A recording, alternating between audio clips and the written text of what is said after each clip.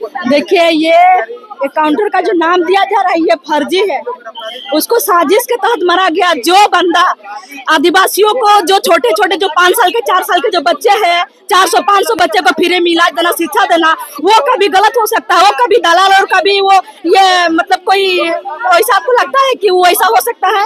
जो झारखंड राज्य में जो भी लड़का, नौजवान लड़का झारखंड राज्य के लिए बात करता है, आवाज के लिए उठाता है, गरीब शोषित बच्चों के लिए आवाज उठाता है, झारखंड राज्य के जल जंगल जमीन जो भी आवाज उठाता है, ये हेमंत सरकार और ये बाहर के गुंडे पाले हुए 2 कौड़ी के लोग जो बाहर से आए हुए वो यहाँ पे झारखंड राज्य चला रहे हैं। बताइए, सरकार कोई चला नहीं रहे, बाहर का आए हुए दलाल माफिया वो यहाँ पे राज्य चला रहे। जो भी झारखंड का आवाज उठाते हैं गरीब दुखियों के लिए, उसको इनकाउंटर का नाम दिया जाता है, जबकि साजिश है। ये सब जानबूझ के सब नेता मंत्री विधायक जितना भी है ये सब मिली भगत में उसको मारा गया है। कभी नहीं, कभी गलत नहीं हो सकता। जो इंसान फ्री में इलाज दे सकता है, शिक्षा दे सकता है, वो इंसान कभी गलत नहीं हो सकता है। और उसको बोला गया कि 25-30 गो ये फर्जी उसका केस चल रहा है। अरे भाई, अगर 3-3 विधायक 4-4 विधायक लड़ा कि नहीं लड़ा? उस समय तो किसी के बारे में उसका नई आवाज निकला कि ये आदमी गलत कर रहा है, लुटकान कर रहा है, ऐसा वैसा तो कभी कुछ नहीं निकला।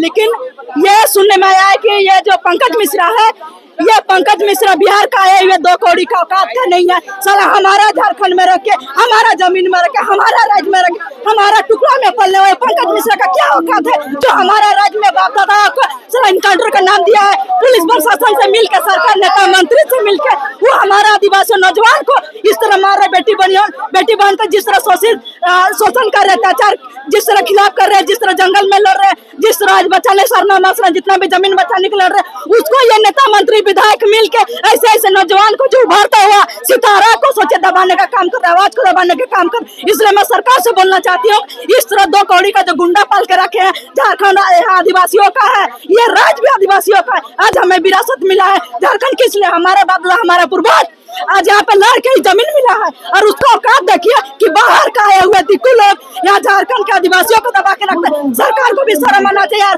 तमाम 28 को विधायक और 81 विधायक को भी शर्म लगना चाहिए कि राज्य में इस तरह आदिवासी सरकार रहते हुए भी ऐसा हाल है। वो भी नौजवान लड़का, सोचे साहबगंज और गोड्डा का उभरता हुआ सबसे बड़ा सितारा था। इसीलिए दलाल जितना भी माफिया है, जितना भी गिट्टी चोर, कोयला कर, जितना भी बालू माफिया, जितना भी पत्थर चोरी करने वाले लोग हैं, साला बाहर में रात में 30-40 गो ट्रक से वहाँ पे इन लोग बेचने ले जाते हैं। बताइए वो किसका है? वो सब सारा आदिवासियों का है। और ये 2 कौड़ी का, ये बिहार से आए हुए सारा जितना खाने का 2 कौड़ी का जमीन खरीद लिया है, 1 टुकड़ा जमीन खरीद लिया है और यहाँ पे आदिवासियों को इनकाउंटर कर दे रहा है, मार दे रहा है। फर्जी का बोलता है 10 गो, उसके पास 20 गो। यहाँ फर्जी, यहाँ पे केस चल रहा है। अरे केस चल रहा है तो हम देखेंगे, तुम कौन देखोगे? तुम साहबगंज और गोड्डा का क्या आदिवासियों का बाप है? तुम मालिक है आदिवासियों का?